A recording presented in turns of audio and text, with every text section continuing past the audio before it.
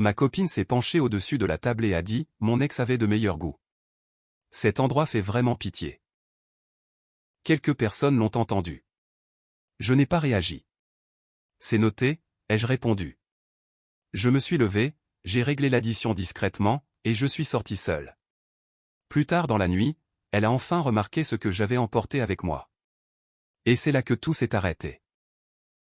J'ai 34 ans, je suis avec ma copine depuis environ 18 mois, et je l'ai rencontrée grâce à un collègue qui pensait que nous irions bien ensemble.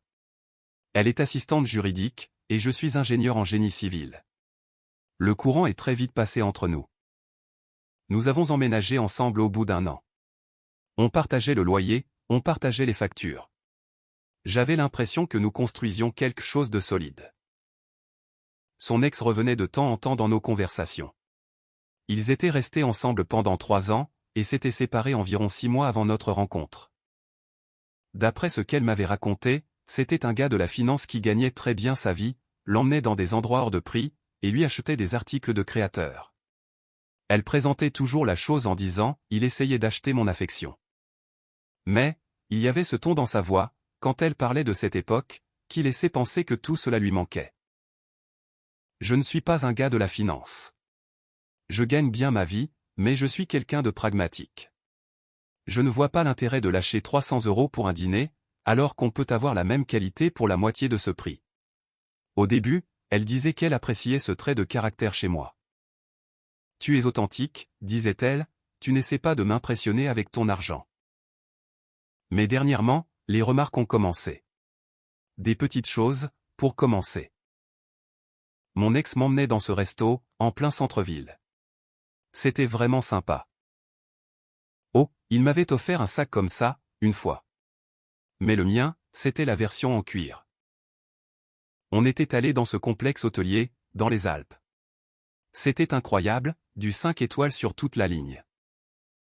La plupart du temps, je les ignorais.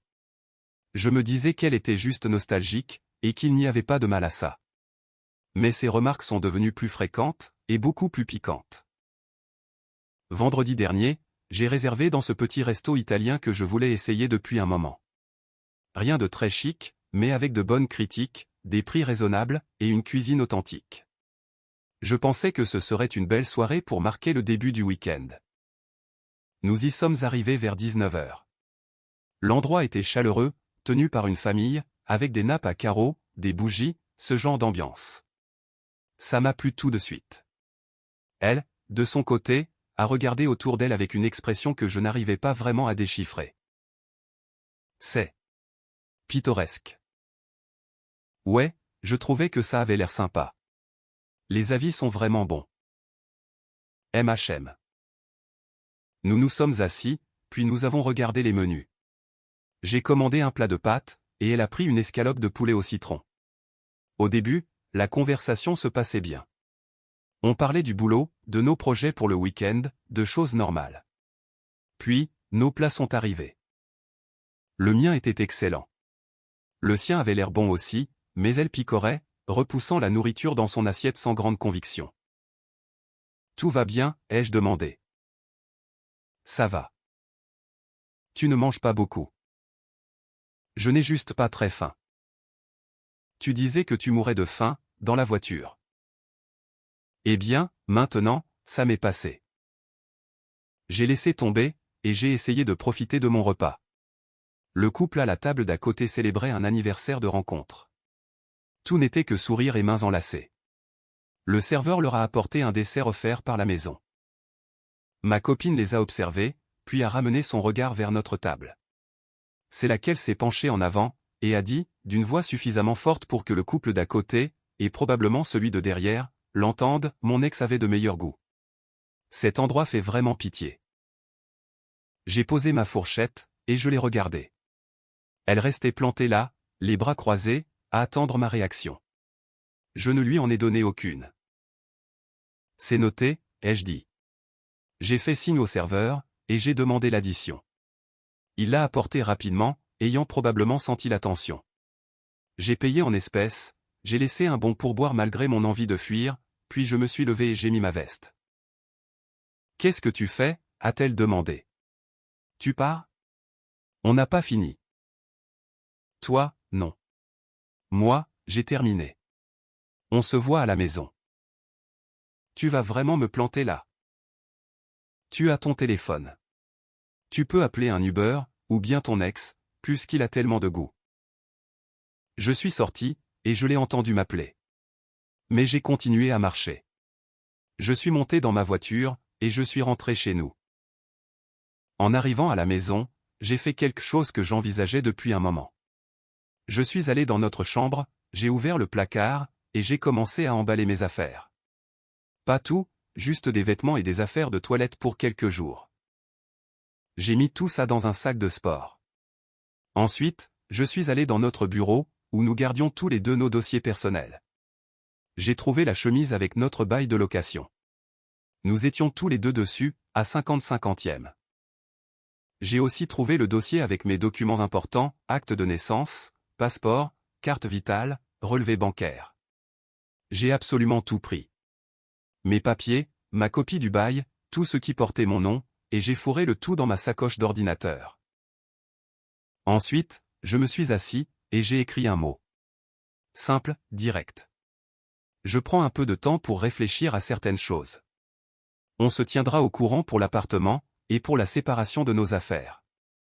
Ne me contacte pas, sauf en cas d'urgence.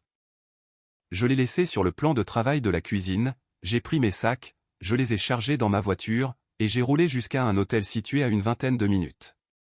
Je me suis enregistré, je suis monté dans ma chambre, et je me suis enfin autorisé à digérer ce qui venait de se passer. Elle m'avait humilié en public, m'avait comparé à son ex, avait clairement fait comprendre que ce que je pouvais lui offrir n'était pas suffisant. Et le pire, c'est qu'elle l'avait fait avec une telle désinvolture, comme s'il s'agissait d'un simple fait avéré. Mon téléphone a commencé à exploser de notifications vers 21h.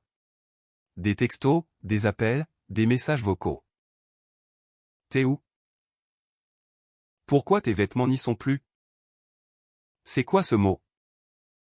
Tu es ridicule. Appelle-moi tout de suite. C'est complètement puéril. Je n'ai répondu à rien de tout ça. J'ai simplement mis mon téléphone en silencieux, et je me suis couché. Samedi matin. Je me suis réveillé avec 17 appels en absence, et environ 30 messages. Je les ai fait défiler. Ils passaient de la colère, aux excuses, puis à l'incompréhension, pour revenir à la colère. Le plus récent, envoyé à 2 heures du matin, disait « J'ai compris, maintenant. Tu as pris tes papiers. Tu me quittes vraiment pour une seule remarque. Sérieusement? » J'ai fini par répondre. Ce n'était pas qu'une seule remarque. Ça fait des mois qu'il y a des remarques. Hier soir, c'était juste la goutte d'eau. Sa réponse est tombée immédiatement. Alors, tu romps avec moi pour ça? Je prends mes distances, pour savoir si cette relation est vraiment ce que je veux. C'est en gros une rupture. Appelle ça comme tu veux. Tu es dramatique. Peut-être, mais j'ai aussi le mérite d'être clair sur mes limites. Quelles limites? J'ai fait une blague, et tu jettes 18 mois de relation à la poubelle. Ce n'était pas une blague. Tu le pensais vraiment.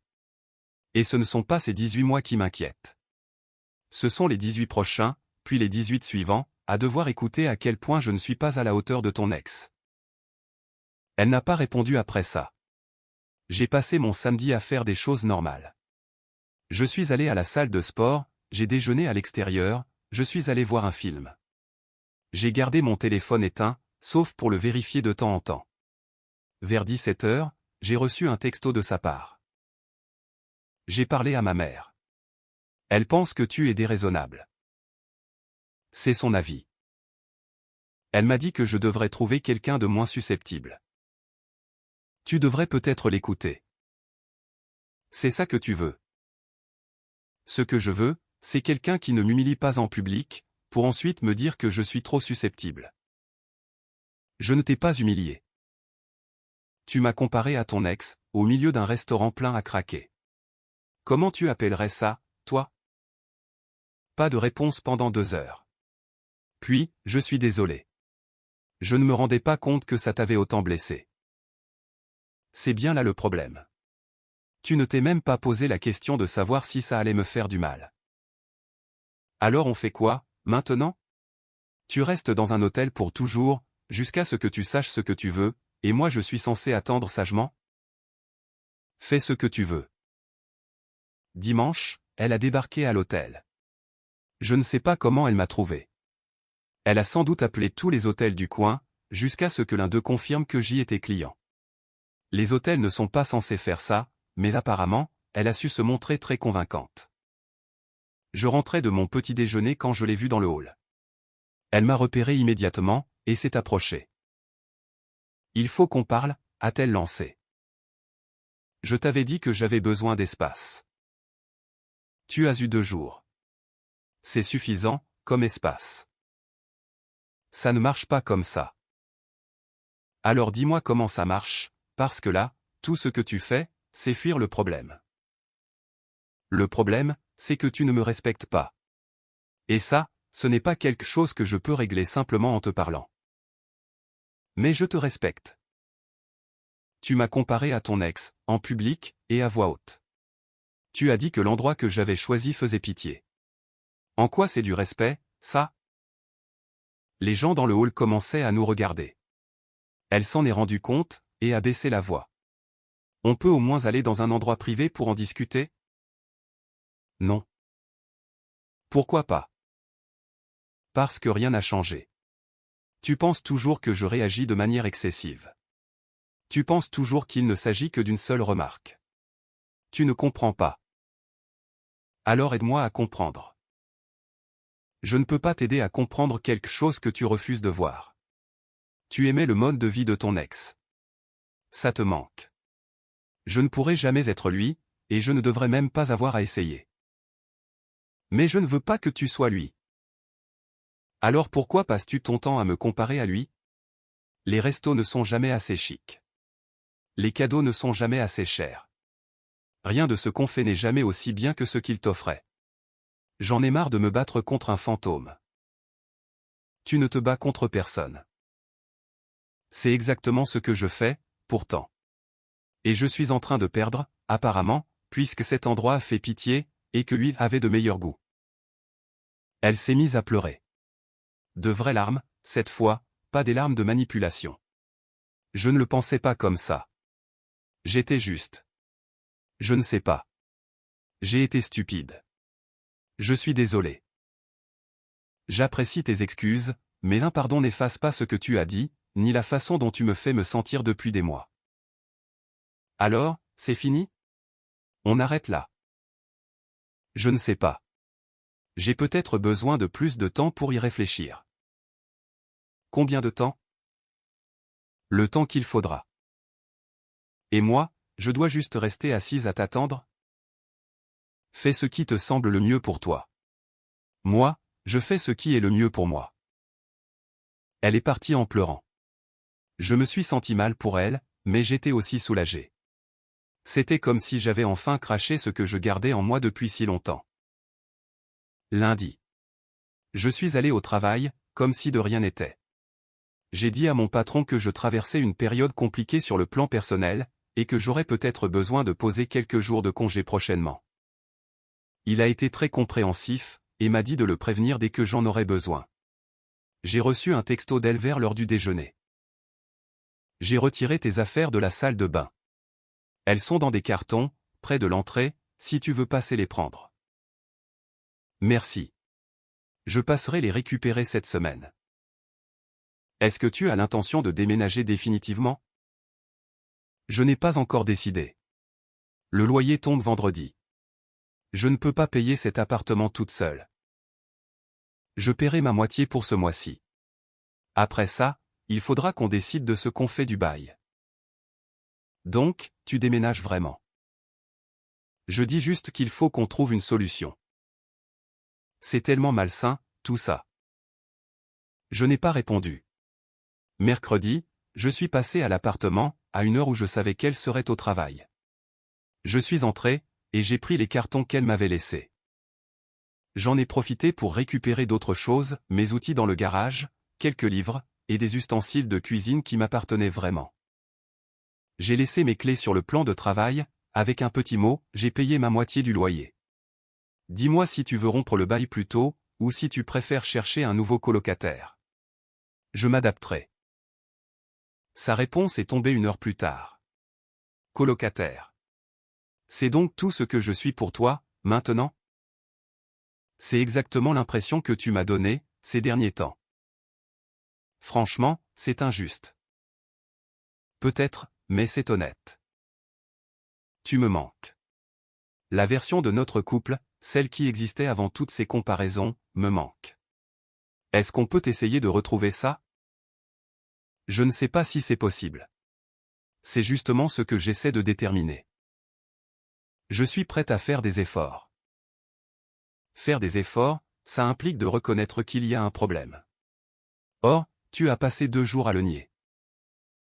Mais je le reconnais, maintenant. Tu le reconnais parce que je suis parti. Pas parce que tu t'en es rendu compte par toi-même. Est-ce que ça a de l'importance? Oui. Énormément. Ça fait maintenant 2 semaines depuis l'incident du restaurant. Je suis toujours à l'hôtel, mais je cherche une location au mois. J'ai besoin de quelque chose de plus stable qu'une chambre d'hôtel, mais je refuse de signer un bail longue durée tant que je ne sais pas exactement où j'en suis. Elle m'a envoyé quelques textos, principalement pour s'excuser, désormais. Je me rends compte que je te considérais comme acquis. Je n'aurais pas dû te comparer à mon ex. J'ai été superficiel, et j'en suis désolé. Je crois qu'elle est sincère. Mais, je pense aussi qu'elle ne le pense que parce que je suis parti. Si j'étais resté, si j'avais ravalé ma fierté et continué comme je l'avais fait pour toutes les autres remarques, rien n'aurait changé. Je ne suis même plus en colère. Je suis juste fatigué.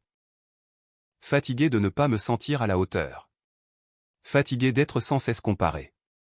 Fatigué d'avoir l'impression de passer une audition, pour jouer un rôle dans le souvenir que quelqu'un d'autre se fait d'une relation. Quelques amis m'ont demandé ce qui s'était passé. Je leur ai donné la version courte, des problèmes de couple, un besoin de prendre nos distances. La plupart d'entre eux ont hoché la tête, d'un air entendu, sans chercher à creuser. L'un d'eux, celui qui nous avait présenté, s'est excusé. Je pensais vraiment que vous iriez bien ensemble. J'imagine que je me suis trompé. Tu ne t'es pas trompé. On allait très bien ensemble, au début. Qu'est-ce qui a changé? Elle avait toujours des sentiments pour son ancienne vie. Je ne pouvais pas rivaliser avec ça. C'est dur, mec. Ouais.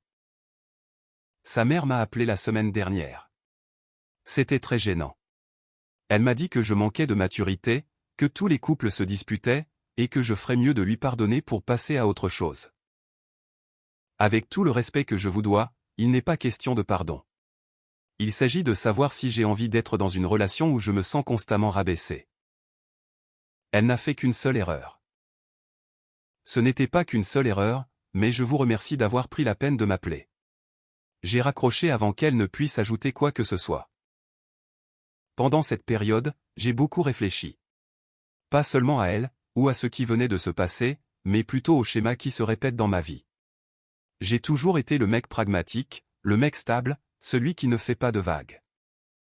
Et j'ai souvent fréquenté des femmes qui, au début, disaient apprécier ses qualités, avant de finir, doucement, par m'en vouloir. Mon ex, celle d'avant, m'a fait un coup similaire. Les détails étaient différents, mais le fond de l'histoire était le même, je n'étais pas assez passionnant, je ne prenais pas assez de risques, j'étais trop prévisible. Quand on sortait avec ses amis, je captais ses petits regards, ces petites remarques qui laissaient entendre que le copain de sa copine était beaucoup plus aventureux, ou beaucoup plus spontané. Je commence à réaliser que, peut-être, je suis attiré par des personnes qui, au final, cherchent quelque chose que je ne peux pas, ou que je ne veux pas leur offrir. Ou peut-être qu'elles sont attirées par la stabilité que je propose, jusqu'à ce que ça finisse par les ennuyer. Quoi qu'il en soit, il faut que ce cycle s'arrête. Au bout de 3 semaines, il s'est passé un truc inattendu. J'étais dans un café, tout près de mon hôtel, quand je l'ai vu. Son ex, le fameux gars de la finance. Je l'ai reconnu grâce aux photos qu'elle m'avait montrées, au tout début de notre relation. Il était seul, en train de travailler sur son ordinateur. J'ai hésité à l'aborder, puis je me suis dit, pourquoi pas. Je me suis avancé vers sa table. Salut. Ça va te paraître bizarre, mais tu es sorti avec ma copine. Enfin, mon ex-copine, maintenant. Oh. J'imagine? Il a levé les yeux, d'abord confus. Puis il a percuté. Ah oui, c'est ça. Tu es l'ingénieur, pas vrai? C'est bien moi. Assieds-toi, mec. Tu veux un café, ou autre chose? Je me suis assis, et il m'a payé un café. On a discuté pendant près d'une heure. Il s'est avéré qu'il l'avait quittée pour des raisons très similaires. Elle avait ce don de toujours vouloir plus, m'a-t-il expliqué. Je l'emmenais dans un bel endroit, elle adorait. Mais une semaine plus tard, elle me parlait d'un autre endroit, encore plus chic. Je lui ai acheté un sac, elle l'a adoré. Mais ensuite, elle croisait quelqu'un avec un modèle supérieur. C'était épuisant. Donc, même la vie de luxe ne lui suffisait jamais? C'est d'ailleurs pour ça que j'ai mis fin à la relation. J'ai compris que je pouvais gagner 1 million d'euros par an, elle trouverait toujours une raison d'être insatisfaite. La façon dont elle raconte l'histoire laisse pourtant penser que tu étais le problème. C'était sûrement vrai, d'une certaine manière. Je travaillais trop, je n'étais pas assez présent. Mais ce besoin constant d'avoir toujours plus, d'avoir toujours mieux. Ça, c'était 100% elle. Est-ce que tu savais qu'elle me comparait à toi? Sérieusement, mec? C'est moche. Mais elle me faisait la même chose. En fait, elle me comparait au mec avec qui elle était avant moi. J'aurais dû voir le schéma. Nous avons échangé nos numéros, en nous promettant d'aller boire un verre un de ces quatre. En rentrant à mon hôtel, j'ai ressenti un étrange sentiment de validation. Le problème ne venait pas de moi. Je n'étais ni trop susceptible, ni trop dramatique. C'était simplement sa vraie nature. Le soir même, je lui ai envoyé un texto. J'ai croisé ton ex aujourd'hui. On a eu une conversation très intéressante. Sa réponse ne s'est pas fait attendre. Tu as fait quoi? Je l'ai croisé dans un café. On a discuté. Et qu'est-ce qu'il a dit sur moi? Assez de choses pour me confirmer que ce que je ressens n'est pas exclusif à notre relation. C'est un menteur. Et pourquoi il mentirait? Il n'a absolument rien à y gagner. Pour se donner le beau rôle. Il a reconnu ses propres torts. Mais il a aussi confirmé que tu as cette habitude de n'être jamais satisfaite. Je n'arrive pas à croire que tu le crois lui, plutôt que moi. Ce n'est pas une question de le croire. Je constate simplement que deux personnes différentes, dans deux relations différentes, ont remarqué exactement le même comportement. Elle n'a pas répondu pendant des heures. Puis, tard dans la nuit, j'ai reçu ça, peut-être que j'ai un problème, en effet. Peut-être que je ne me satisfais jamais de ce que j'ai.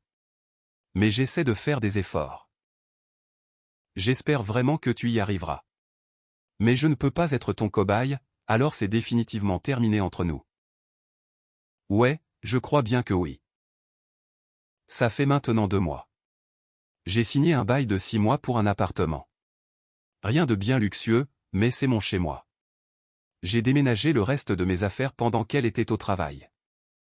J'ai laissé ma part du loyer pour le mois suivant dans une enveloppe, accompagnée d'un mot lui expliquant que mon nom n'était plus sur le bail, et qu'elle devrait voir ça avec le propriétaire pour que je sois officiellement retiré. Elle m'a envoyé un texto, je n'arrive pas à croire que tu ailles jusqu'au bout. Nous voulons des choses différentes. Mieux vaut s'en rendre compte maintenant, plutôt que dans 5 ans.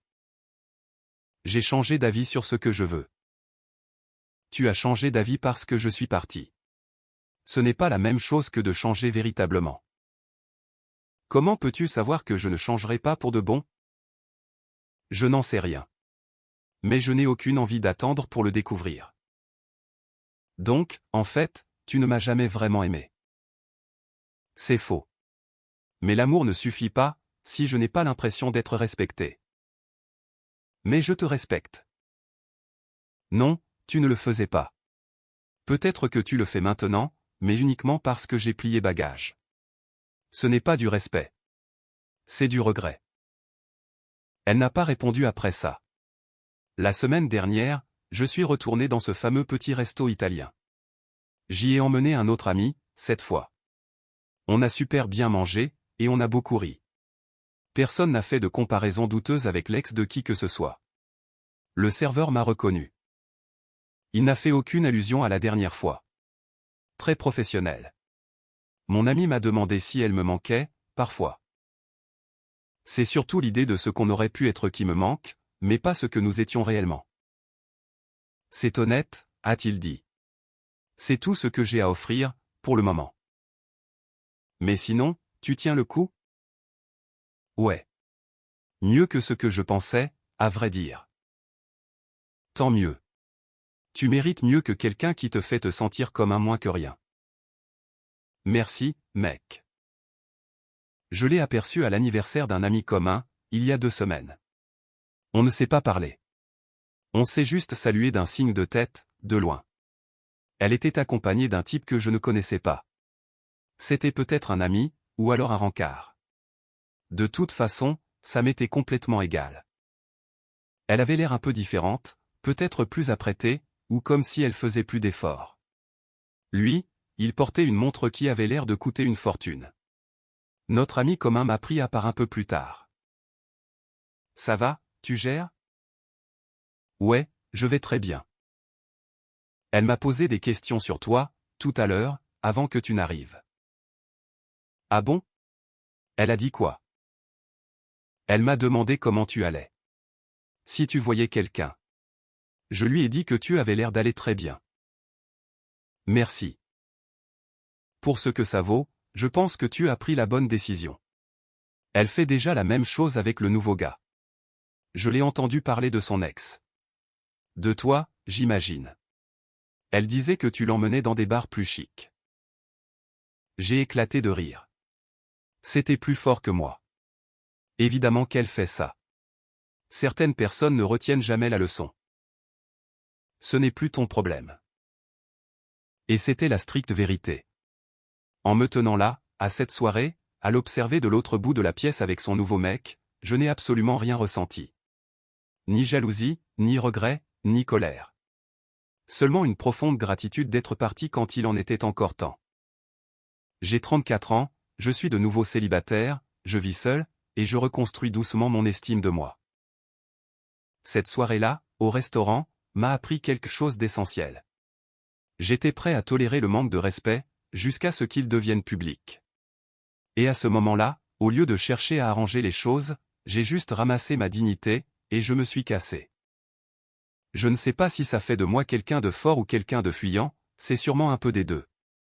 Mais s'il y a bien une chose dont je suis sûr, c'est ça, ce que j'ai emporté avec moi ce soir-là, et qu'elle n'a remarqué que bien plus tard, ce n'était pas seulement ma fierté.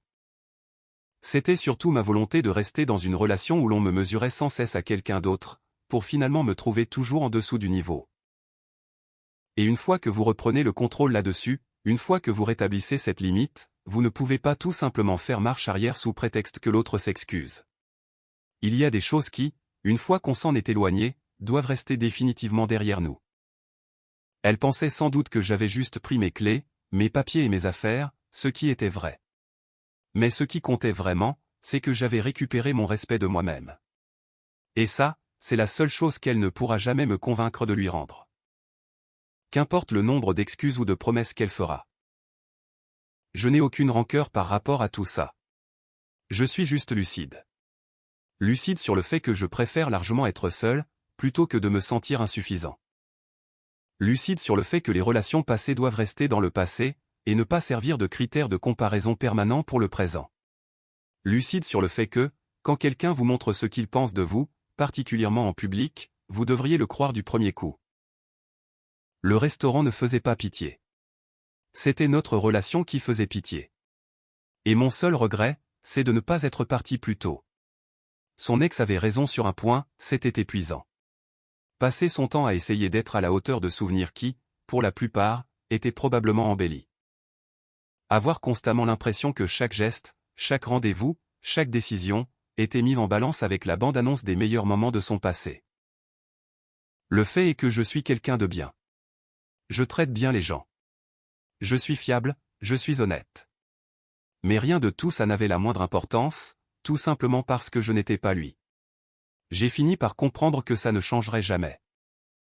J'ai donc repris la seule chose sur laquelle j'avais le contrôle, ma présence. Et c'est ça qui a mis fin à l'histoire. Ce n'était pas le fait de quitter le restaurant, ni de faire mes valises, ni même la conversation dans le hall de l'hôtel. Ce qui a tout arrêté, c'est le moment précis où j'ai décidé que je valais bien plus que d'être le lot de consolation de quelqu'un. Elle fera probablement subir la même chose à son nouveau mec. Elle le comparera à moi, ou à l'ex avant moi, ou à n'importe qui d'autre après lui. C'est son mode de fonctionnement. Mais ça n'est plus mon problème. Je me reconstruis, un jour après l'autre, une décision à la fois. Et avec la prochaine personne que je fréquenterai, je serai attentif à ces signes, les comparaisons, l'insatisfaction, ce besoin constant d'en avoir toujours plus.